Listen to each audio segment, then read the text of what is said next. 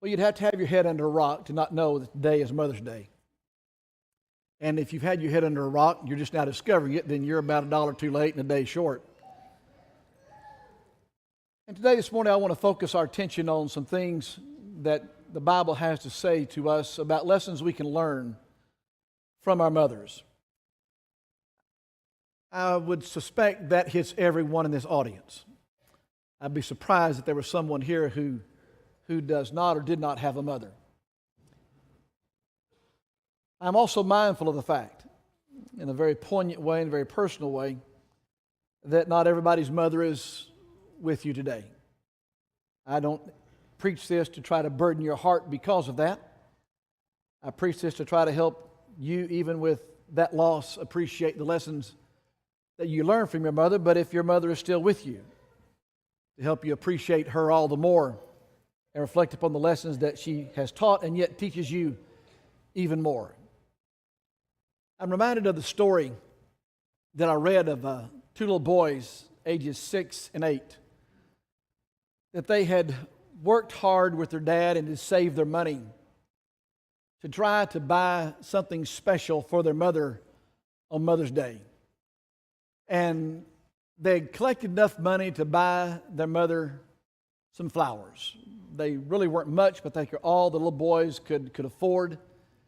And so they brought their flowers to their mother and gave them to their mother and explained how that they'd worked hard and this was all they could afford, but they wanted to do more. In fact, they said, when Daddy took us to buy these flowers, we saw some really nice flowers, Mom.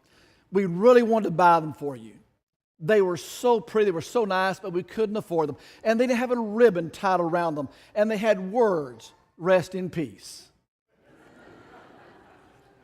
Said, Mom, you're always wanting peace so you can rest, so we wanted to get them for you. I'm reminded of the story of a mother that was asked, if you had it to do again, would you have children all over? And she said, yes, just not the same ones. Well, you might want to be happy with the ones you've got, because the ones, if you got different, might be different than the ones you've got, and we'll leave it there. Proverbs chapter 31 begins with King Lemuel's mother expressing to him some things that she desires for him about the choice of a wife. But I'd like for you to put your marker there and turn back to Proverbs chapter 1. Proverbs chapter 1. And I'd like for you to pay attention to how Solomon begins this book in verse 8. My son, hear the instruction of your father and do not forsake the law of your mother. And then you turn to chapter 31, and it says, the words of King Lemuel, the utterances which his mother taught him. Do you see how the book bookends itself as Solomon writes and collects these proverbs with helping us see the value of hearing instruction from our parents and from our mothers. However, there's this warning in chapter 30. In chapter 30 and verse 17 that says, the eye that mocks his father and scorns obedience to his mother, the ravens of the valley will pick it out, and the young eagles will eat it. And so here's the warning of those who would mock their mothers. In other words, those who would mock the instruction, those who would mock the law of their mothers.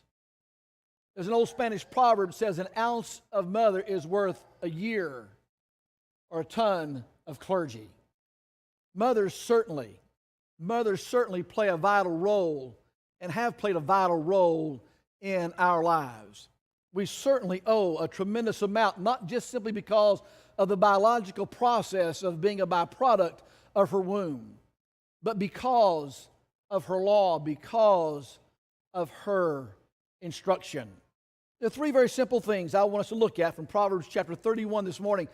But the lens through which I want to see Proverbs 31 is not through the lens of seeing the kind of woman she is to be. But I want to look at Proverbs 31 from the lessons that King Lemuel's mother is teaching this man. And I find it intriguing that this chapter is not written by a man to men. This chapter is written by a woman a mother to her son. This is a mother speaking to her son about the kind of wife that she would instruct or would advise him to find and to marry. I just find that very, very important. When we begin to look at Proverbs chapter 31, we begin reading in verse 1 through verse 3. The words of King Lemuel, the utterance which his mother taught him. What, my son? And what, son of my womb? And what, son of my vows? Do not give your strength to women, nor your ways to that which destroys kings.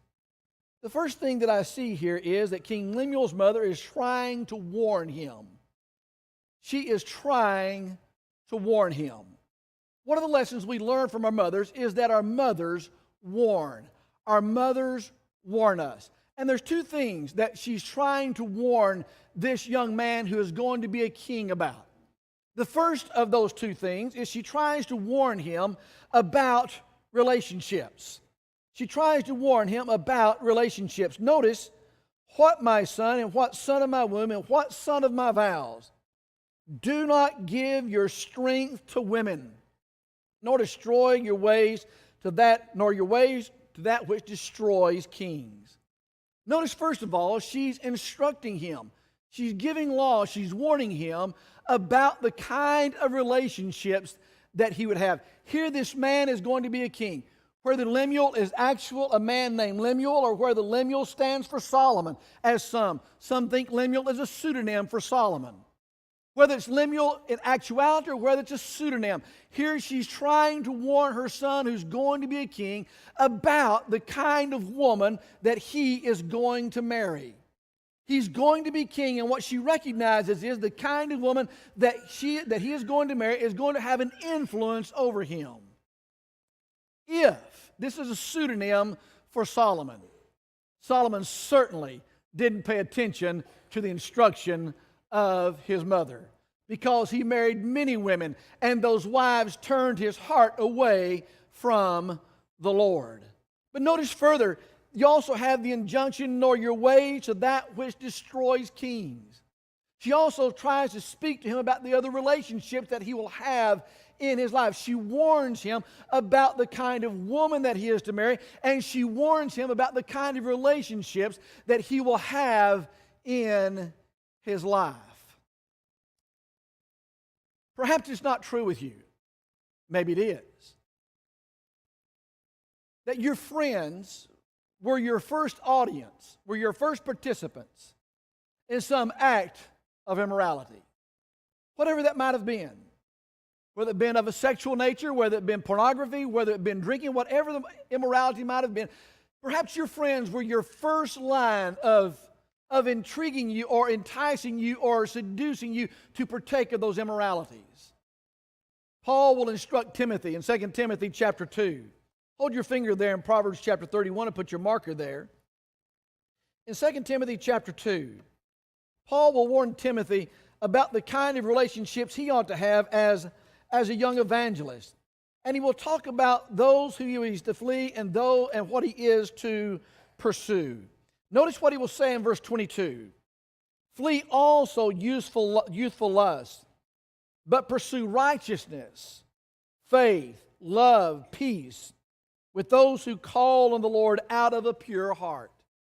Do you see the contrast between what Lemuel's mother is warning him about and what Paul is instructing his young Timothy about? Notice he says to Timothy, you flee some things. You flee youthful lust.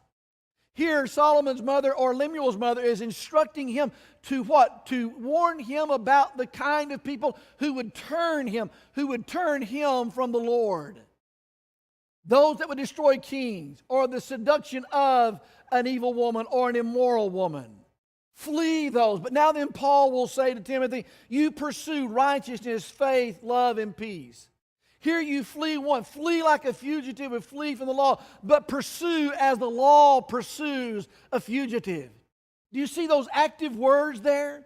You flee as a fugitive flees. You flee the kind of woman that would not be for your benefit. And you flee the kind of friends that would be destruction as a king. But you pursue as the law pursues the fugitive.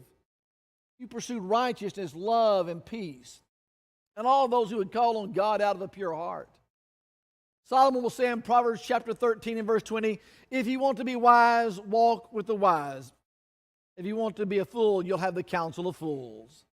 Here Paul is telling Timothy, you walk with the wise. Here King Lemuel's mother is advising her son. You walk with wise people. You find someone who will not take away your strength or destroy you.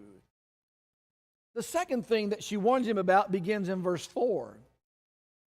It is not for kings, O Lemuel, it's not for kings to drink wine, nor for princes intoxicating drink, lest they drink and forget the law and pervert the justice of all the afflicted. Give strong drink to him who is perishing, and wine to those who are bitter of heart. Let him drink and forget his poverty, and remember his misery no more. Lemuel is going to be king, and his judgment is going to be important for the welfare of the nation. And she knows something about strong drink, that intoxicating drink will affect his thinking, will affect his judgment. And she warns him about not participating not only with those who would destroy his strength and destroy him as king, but also not to participate in strong drink that would distort or would affect his thinking or his judgment. Perhaps mothers warn their children about that today as well. Perhaps mothers warn their children about strong drink and about those kind of mind-altering substances that would affect their judgment. But also we might have, if Lemuel were writing today, it might be that Lemuel's mother was writing him and say, now I also want to warn you about this. I want to warn you about social media. I want to warn you about your use of Facebook. I want to warn you about your use of texting. I want to warn you about your social interaction with people on social media. Why? Because they too can destroy. They can destroy you as a king. Not only that which would alter your thinking, but that which would also alter your relationships with others as well. She warns him about strong drink, and she warns him about the relationships that he is to have. She doesn't want him to be destroyed. She warns him. I'm reminded the story again of the mother who is sick. The children are young, they're little, they're running around the house. The mother's on the couch. She can hardly raise her head up. The phone rings, and the woman on the other end of the phone said, well, how are you doing today? And the mother says, well, I'm sorry, I'm just not doing very well today. I just don't feel well. I can hardly hold my head up. And said, the kids are running around. The sink is full of dishes. The laundry is piled up. And the friend said, well, I'll come over there and I'll help you. I'll cook the meals for you. I'll wash the dishes. I'll clean the laundry. I'll watch the kids for you. And then the voice on the other end of the phone says, and by the way, how's Hank doing? And there was this pause. The woman who is sick said, my husband's name is Bill, not Hank. And there was a pause on the other end. And the woman said, oh, I'm so sorry. I got the wrong number. The mother that was sick said, does that mean you're not coming over to help? Maybe there's a lesson for fathers here. And fathers, maybe we can sometimes pitch in and help that sick mother as well. And we can help wash those dishes, and we can help do that laundry too. I'm also reminded of the story about some biblical critics, those who were evaluating different translations. They kind of had a committee meeting, and they were taking a break from their evaluation of text, and they were talking about their favorite translation. And one man said, my favorite translation is the Old King James. I just like the poetry of the Old English. Another man said, my favorite is the American Standard Version. I think it is the most accurate of all. Another said, I like the NIV because I like its readability. There was another member of the committee who had sat silent while the discussion was taking place, and they'd noticed his silence. And they ask him, what's your favorite translation? And the man paused for a moment, reflecting and thinking. He said, my favorite translation is the translation my mother used. And they said, well, what translation was that? And he said it was the translation where she lived it every day of her life, and I got to see it in actual living color. Mothers warn and mothers teach. But the greatest translation of the Word of God that your children will ever read is going to be what and how you live. And if your warning is to fall on effective ears, it's to be because they're reading you as that translation. Mothers warn. The second lesson we learn as we begin in verse 8 is that when our mothers also push us. Notice he says in verse 8, open your mouth for the speechless in the cause of all who are appointed to die. Open your mouth, judge righteously, and plead the cause of the poor and the needy. Did you notice twice in these two passages, Lemuel's mother will say, open your mouth. And notice you open your mouth for who? The voiceless, the speechless. You open your mouth for who? Those who are oppressed, those who are in need, those who are poor. What King Lemuel's mother says is, son, you're going to be in a position of influence. And let me push you to think about this. Mothers push. Sometimes mothers push us to do things we don't want to do. Sometimes mothers push us in ways we don't want to be pushed. But here she's telling her son, there's going to be a time in which you're going to have to stand up for what's right. There's going to be a time in which you have to stand up for others. And in standing up for what's right and standing up for others, you open your mouth. You don't let an injustice go by. You speak up in defense of those who are oppressed, and you speak up in defense of those who are voiceless. You don't be afraid to open your mouth. And yes, sometimes our mothers push us to do things we don't want to do. Sometimes our mothers push us to help do the laundry. Sometimes our mothers help push us to do the dishes. Sometimes our mothers push us to take us to nursing homes. Sometimes our mothers push us when it's work day at the building to come and help clean the building. Our mothers do push us. But notice she's pushing him to stand up for something that is right and something that is beneficial for others. And yet, often when those mothers are doing that pushing, and often mothers are doing that warning, the response is much like Proverbs chapter 30 and verse 17. The response is one of derision. The response is one of mocking. Young people, let me encourage you to something. I recognize this is an older fella, older than you. I realize that at your age 63, has got one foot in the grave, another on the banana peel. But trust me, it's not quite there yet. Young people, let me encourage you about this. When your mothers push you, when your mothers warn you, when they're pushing you to do something they know that is beneficial for you and that will help others, don't roll your eyes. Don't roll your eyes with contempt. Don't act like she's the dumbest thing that ever walked on the face of this earth. Now, be honest with you. Sometimes mothers and fathers will be as dumb as you think they are. That's absolutely true. We are.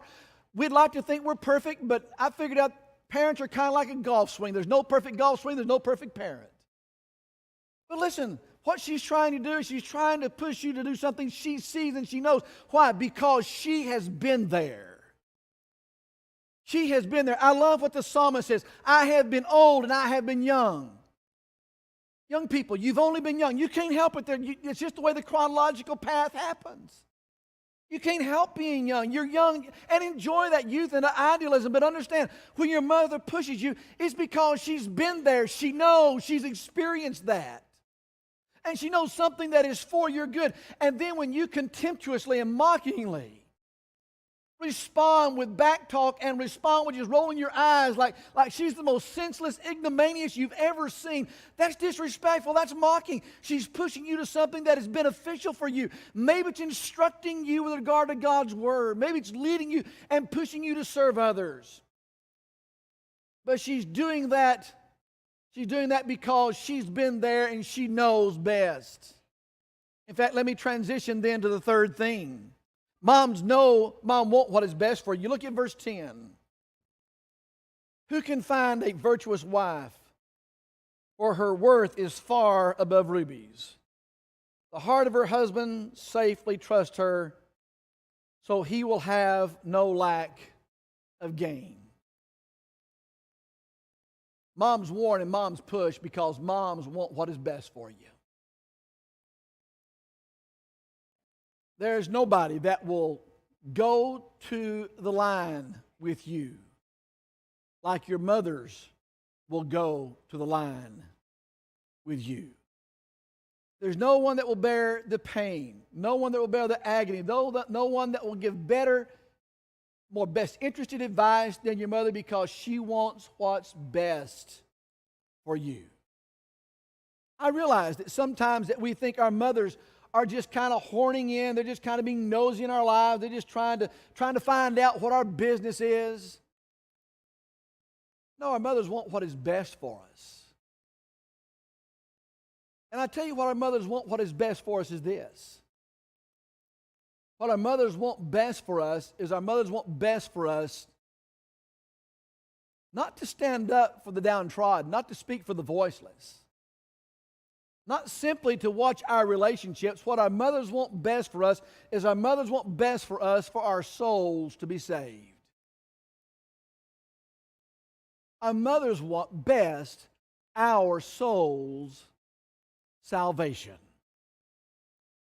Our mothers instruct, our mothers warn because they want our salvation to be sure. Mothers want what is best. And notice how this woman is described in her excellence. Notice how this woman is described in her worthiness. Notice how this woman is described in her virtue. Begin in verse 12. She does him good and not evil all the days of her life. She seeks wool and flax and willingly works with her hands. She is like the merchant ship. She also brings her food from afar. She also rises while it's yet night and provides food for her household and a portion for her maidservants. Notice her generosity there. Notice verse 16, she considers a field and buys it. For a profit, from her profit she plants a vineyard. She girds herself with strength and strengthens her arm, and she perceives her merchandise is good, and her lamp does not go out by night. She stretches out her hand to the distaff, and her hand holds a spindle. Notice her thriftiness or her energy, her effectiveness. Notice verse 19, she extends her hand to the poor. She reaches out her hands to the needy. She's not afraid of snow for her household, for all her household is clothed with scarlet. She makes tapestry for herself. Her clothing is fine linen and purple. Her husband is known in the gates. Notice her influence. You see her generosity. You see her effectiveness. You see her influence. And then notice verse 25, strength and honor are her clothing. She shall rejoice in time to come. She opens her womb. She opens her mouth with wisdom, and her tongue is the law of kindness. She watches over the ways of her household and does not eat the bread of idleness. Her children rise up and call her blessed. Her husband also, he praises her. Many daughters have done well, but you excel them all. Charm is deceitful, beauty is passing. But a woman who fears the Lord, she shall be praised. Give her of the fruit of her hands, and let her own works praise her gates. Notice there her excellence. Her excellence is seen by how her children respond. They call her blessed. Her excellence is seen in how her husband responds. She is praised by him. Why? Because of verse 11. The heart of her husband trusts her, and he feels safe with her, and he lacks, and she will lack no gain. How many men are known more and are better because of what their wives have done. In Solomon's day, the husband would be known in the gate because of what his wife has done.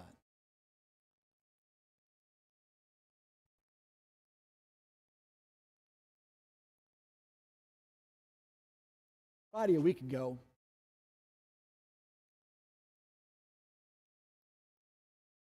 Jody's first principal, Renee I forgot her last name now. Renee passed away. Jody worked for her for 9 years. And then she was advanced up to the administration office. Renee had her funeral all planned. I mean, she had everything planned. She had the dress that she wanted to be buried in. She had the casket. She had the songs. And she had down 5 different individuals that she had ranked that she wanted to do her funeral. If this one, if not this one, then this one. If not this one, then this one. One of her co-teachers, who was the trustee for Renee, called Jody and said, Renee has put down Ricky to be one of the ones to be considered to do her funeral. Would he be willing to do that? Now, there are 2 others, and one is a relative from California. The first has agreed to do it, who was the former superintendent of the schools in Wiley, Dr. Fuller. And the question was, can the relative from California make it? And Jody asked me, said, they want to know, will you do Renee's funeral? And her words to me were this: that is an honor to you. And my response to her was this: no, babe, that's an honor to you. I get to stand in the gate, and I get to be recognized because of you. I get to be known. I probably, in the time she's taught at Cox Elementary, set foot on that school probably 5 times or less. And yet, one of those times was to meet that former principal. It wasn't because of me. It was because of her. How many of us men can tell that story? That it's not because of us. It's because of her worthiness. It's because of her excellence. It's because of her virtue. And notice what he says about her. He says, her price, her worth is far above rubies. Lemuel's mother is saying, she's trying to warn him about the kind of relationships that he will have. She's trying to push him to stand up for others, and she's trying to seek what is best for him by illustrating for him what excellence really is in her. The first Bible classes that children have are in the home. Mothers, do you remember those times? Do you remember those Bible classes? Maybe you're still going through it. Maybe it's the age where you're still going through it, in which children want to play church, and you get to be the audience, and you also get to be the center at the same time, where either the girl, the daughter, or the son is going to lead the singing, and the other is going to preach, and the other is going to say a prayer, and so they lead the song, and then one gives the sermon, and then they have the invitation. You're expected to come forward. Where does church begin? Where does spiritual begin? It begins when you are their primary audience. Where do Bible classes begin? Bible classes begin first in the home. And those are the lessons that we learn from our mothers. There was a song that came out years ago that's one of my very favorite that I close with. It's entitled, "The Hand That Rocks the Cradle Rules the World." He got here red in crinkles, scared and crying.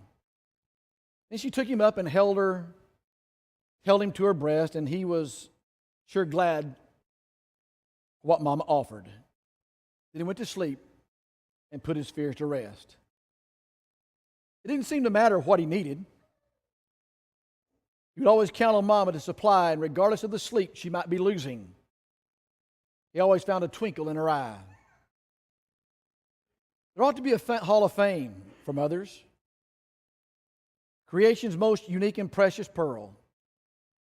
And heaven help us always to remember that the hand that rocks the cradle rules the world. She taught him all the attributes of greatness that she knew he couldn't learn away from home. And by the time she wore the cover off her Bible, her hair was gray and her little man was gone. There ought to be a hall of fame for mothers, creation's most unique and precious pearl. And heaven help us always to remember the hand that rocks the cradle rules the world. Yes, the hand that rocks the cradle rules the world. We thank God for our mothers. And we thank God that they are the power of influence to warn us and to push us and to seek what is best for us. It's interesting to me that both in the Old Testament and the New Testament, God is figured as being a nursing mother. And what does God do? He warns, He pushes, and He wants what's best. And what's the best that He wants for us? The best that He wants for us as a nursing mother is our salvation and our transformation. He offered His Son on the cross as a mother would give up her own to save her creation. So, the nursing mother, as our Father has done. As a mother calls, He calls. Come home. While we stand and while we sing.